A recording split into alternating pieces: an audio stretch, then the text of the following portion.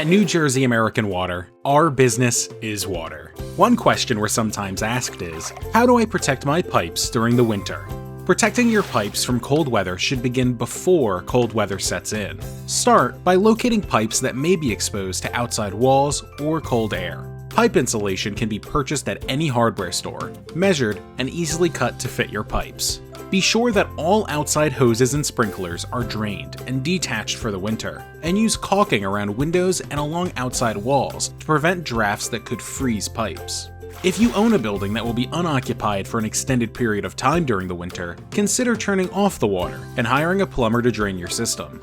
Once cold weather sets in and falls below freezing, leave cabinet doors open to allow warm air to reach pipes located on exterior walls and allow a small trickle of water to run overnight to keep pipes from freezing. You can collect the water in a bucket and use it for other purposes.